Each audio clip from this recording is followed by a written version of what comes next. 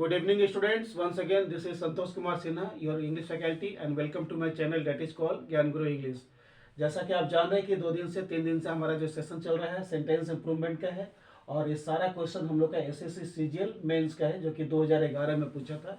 तो उसी को ध्यान में रखते हुए आज हमारा जो 2 दिन से जो सेशन चल रहा है सेंटेंस इंप्रूवमेंट का है, तो उसी को हम लोग बिना टाइम वेस्ट किए हुए क्वेश्चंस देखेंगे और उसका फटाफट सोल्यूशंस क्या होगा उसको देख लेते हैं। तो चलिए 1 बाय 1 करके हम लोग क्वेश्चंस पढ़ेंगे और उसका सोल्यूशंस हम लोग ढूंढते चलेंगे। और सारा क्वेश्चन एसएससी सीजीएल मेंस 2011 का है। 2011 में जो एसएससी सीजीएल हुआ था मेंस उसी का क्वेश्चन है। So let's read question number 1। The ground was wet outside when I got up in the morning yesterday, यानी कि पास्ट टेंस के बारे में बात कर रहा है। It had been raining all in the nights. Once again, the ground was wet outside when I got up in the morning yesterday. यानी कि कल जब मैं सो के उठा तो ग्राउंड पूरा भीगा हुआ था, वेट था। It had been raining all in the nights. पूरा रात बारिश हो रही थी। तो आपको रिप्लेस करने के लिए बोल रहा है been raining all in the nights को। अगर ग्रामेटिकली करेक्ट है तो हम लोग जाएंगे नो इम्प्रूवमेंट में, अगर ग्रामेटिकली इनकरेक्ट है तो हम किसी एक ऑप्शन में उसको ले जाएंगे। सो let's read question option number 1। यहाँ बोलता है रेन्ड ऑल इन, ये आपका इनअप्रोप्रिएट है। बी में बोलता है been raining all through, this is the correct answer of question number 1 का क्वेश्चन का ये ऑप्शन हो गया बीन रेनिंग ऑल थ्रू, मतलब सारा रात बारिश हो रही थी इसलिए पूरा जमीन जो था ना भीगा हुआ था जब कल मैं सो के उठा था। Now let's move to question number 2। Unless you will not work hard, इसको अंडरलाइन किया है, जो अंडरलाइन पार्ट है उसी को रिप्लेस करना है according to tense. You will not pass in the exam. एक बार और देख लेते हैं क्वेश्चन को ध्यान से। Unless you will not work hard, ये अंडरलाइन किया हुआ है, you will not pass in the exam. तो एक चीज आप लोग ध्यान से देखिएगा कि जब भी हम लोग सेंटेंस बनाते हैं अनलेस और अनटिल, इससे जब भी हम लोग सेंटेंस बनाते हैं, सेंटेंस का फॉर्मेशन करते हैं, तो ये दोनों अपने आप में नेगेटिव है। इनके साथ नो और नॉट का प्रयोग एकदम नहीं होता है। जब भी आप सेंटेंस बनाएंगे, इसको ध्यान से देखिएगा, जब भी आप सेंटेंस बनाएंगे अनलेस और अनटिल, ये दोनों अपने आप में नेगेटिव है। इनके साथ नॉट या डू नॉट का प्रयोग एकदम नहीं होता है, या डिड नॉट का प्रयोग नहीं होता है, क्योंकि अपने आप में नेगेटिव है। तो नॉट या डिड नॉट या डू नॉट या डज नॉट, मतलब कोई भी वर्ब जो है ना नेगेटिव फॉर्म में नहीं जाएगा। तो ऐसे होगा unless you will not work hard you will not pass in the exam, तो ये गलत है। अनलेस यू विल नॉट पास, यहाँ देखिए फर्स्ट पार्ट में विल लगा हुआ है और सेकंड पार्ट में भी विल लगा हुआ है, तो फर्स्ट पार्ट से हम विल को रिप्लेस करेंगे और जो सेकंड पार्ट वाला विल है वो बिल्कुल ही करेक्ट है। तो ऐसे हो जाएगा अनलेस यू वर्क हार्ड, ये विल नॉट हट जाएगा, यहाँ से रिप्लेस कर देंगे। तो देखते हैं किस ऑप्शन में अनलेस यू वर्क हार्ड है। Unless you work hard, see the correct answer of question number 2। ऐसे unless you work hard you will not pass in the exam, इसका मीनिंग हो रहा है कि जब तक आप मेहनत नहीं करेंगे तब तक आप एग्जाम में सफल या पास नहीं होंगे। तो आप इसको अच्छी तरह से ध्यान में रखिएगा।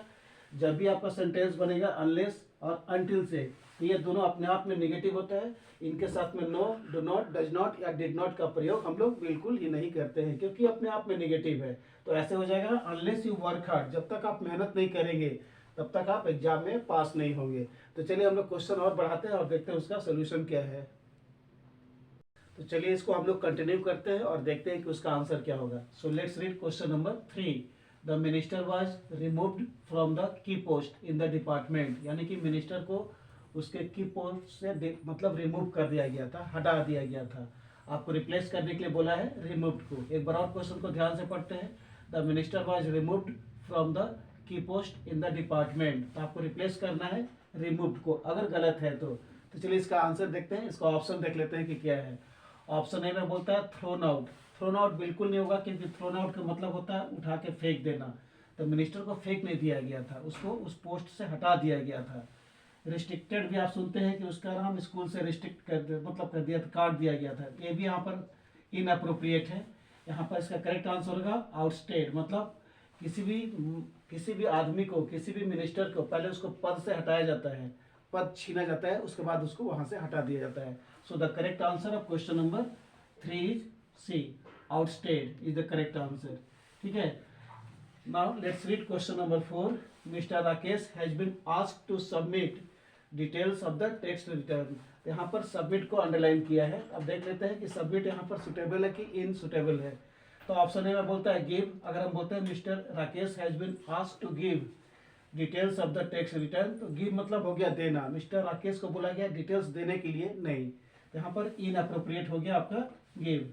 बी में बोलता है फर्निश करना, this is the right answer of question number 4। और डिस्क्लोज मतलब खुलासा करना, तो मिस्टर राकेश को खुलासा करने के लिए नहीं बोला गया था, मिस्टर राकेश को टैक्स रिटर्न का डिटेल्स फर्निश करने के लिए बोला गया था। सो the correct answer of question number 4 is furnish, is the right answer of question number 4। तो चलिए इसी तरह से देखते हैं कि हमारा अगला क्वेश्चन क्या है और उसका सोल्यूशन क्या होगा।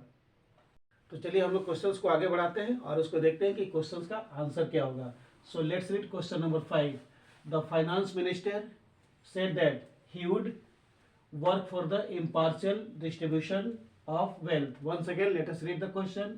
The finance minister said that he would work for the impartial distribution of wealth.